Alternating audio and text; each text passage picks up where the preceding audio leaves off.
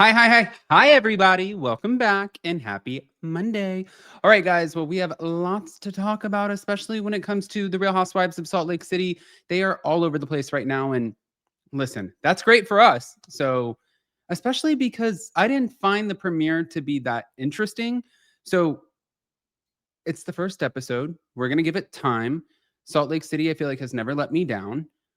It felt a little pre-produced. These shows tend to become more and more pre-produced the longer that they're on, because you become less and less organic and more apt to feel like, oh, well, this is what the show needs. This is the one-liner. This is where I can have a moment. So I just hope that's not where we're going. But welcome back to Up and Adam Channel 2. And we are going to dive into all of it. So do the YouTubey things, hit the like button, get subscribed, and let's go.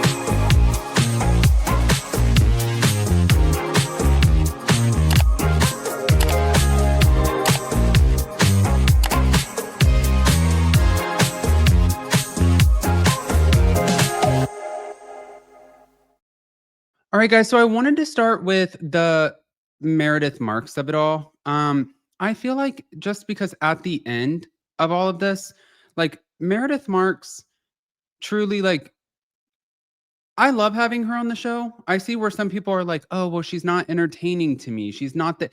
I think what I love about Meredith Marks on the show, because I saw some negative feedback, is the fact that she's not trying to put on a show for you. She's just in the moment. She says what she thinks. I find her family dynamic to be entertaining. She's a boss woman. She's not trying to pre-produce. So, yeah, I'm just going to leave that one there. But let's get into the Meredith Marks and the Mary of it all, shall we? Because her and Mary Cosby, clearly, we know that they were once close friends, but they had a feud during last season of Salt Lake City. And she said that now she's in a good place again with Mary. We love that. She believes that part of the conflict was from not understanding what Mary was going through at the time and how much stress and pressure that Mary was under, especially involving her personal life, including her son. And if she had known, then her responses would have been different. I think that that's also relatable for her, because when Meredith wasn't having an easy time and there were things happening in her family dynamics and she didn't really want to talk about them because that part of her family was not on the show, it's relatable for Meredith and Mary both. That makes sense. But moving on, she believes that part of the conflict actually came from, not understanding. And she thinks that there was somebody else meddling into the relationship during last season. And initially she thought it was Angie Katsunavis, but now she thinks it might have been another person. And she said it might come up on the show, or if not, then she'll deal with it outside of the season. And we'll leave it at that.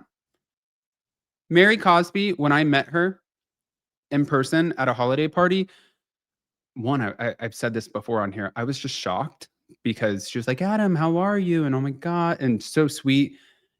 And I just thought she would probably want to rip my face off because I interviewed her parents. Not obviously rip my face off, but like, I didn't think that it was going to be as pleasant of an interaction. She was sweet. She looks stunning. And I love her on the show. I think that she's hands down one of the most, if not the most, iconic housewife on the show, just because of the fact she does not give a shit.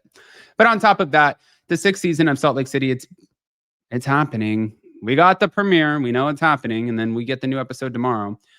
But Lisa Barlow, she's responding to several controversies, including the one with Bronwyn Newport.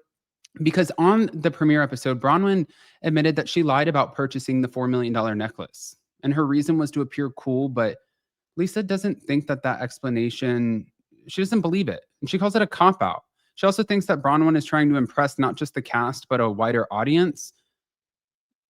I'm going to lean in favor of Lisa Barlow on this one. I agree. I think that that's such a cop-out, going on. She hands down was like, well, I can afford this and you can't. And so, sorry, you're like in your position. Obviously, this isn't verbatim, but sorry, you're in your position and I can get a $4 million anniversary necklace. Only to find out that it was all a sham. And when you're getting a $4 million anniversary necklace full of diamonds, which you doubled down at the reunion, you said it was at home, and Andy Cohen said, I'm surprised that you're not wearing the necklace today. You don't put that out there because then that just puts a target on your back. So from the jump, the story just didn't add up.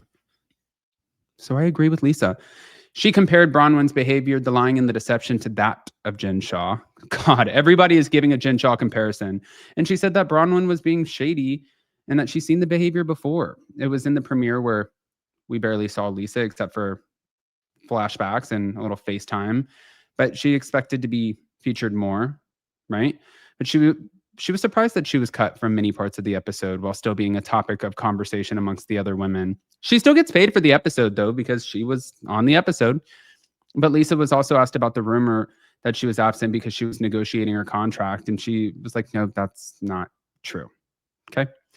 Now, several cast members defended Lisa in her absence, especially Brittany Bateman. She spoke up for her. So did Heather Gay and Meredith Marks. And Lisa said that she appreciated the support, saying that she felt seen and defended by them. And when it comes down to the lawsuits and the legal issues, she acknowledged that she's been sued in the past and owns multiple businesses, but claims that the lawsuits, they've been dismissed. And she's not involved in any current legal battles of the kind that people sometimes allege. And she feels some of the talk about her legal situation, it's a distraction. And she said, you know, getting the comparisons to Jen Shah, it's unfair, it's demeaning, but she doesn't have any legal wrongdoing per se. That's where she's going with it. And then she mentioned that her marriage, it's showing signs of tension this season. And she said, pretty much based off of pointing at the trailer, that they've had moments of being on different pages, her and John Barlow, but she reaffirms that her and John, they're good. They have their disagreements as part of being a couple, but we are good. Nothing is happening. And she also did say too, she's like, I just sold a business. I sold a business. So why aren't we talking about that? Because it's not negative, right? I sold a business. You're crying on the show about how you lost your business, but we're not going to celebrate my wins. We're just going to wait for me to fall. I mean, I agree with her on that. Moving on. Whitney Rose also publicly admitted on Salt Lake City that one of her businesses failed, leaving her family with nothing. Now, the business in question is widely assumed to have been her skincare company, Wild Rose Beauty, which has been shut down since 2024. But now Whitney has relaunched Wild Rose Beauty, reclaimed full ownership, disassociating from her former partners or outside ownership groups, and she's taking it fully back under her control. Her relaunch includes a renewed commitment to clean ingredients and cruelty-free practices, and she emphasizes that there's going to be updated product lines and building a routine for customers. And she also thanked those who are supporting her throughout the process. So go on, Whitney. Round 4. We're ready for it. I want to hear what you guys think. Guys, pop off in the comment section, please. Don't forget to hit that notification bell. If you're not subscribed, get subscribed. And do you agree with Lisa about when she's talking about the legal stuff? I do have that question. But pop off. Love you guys.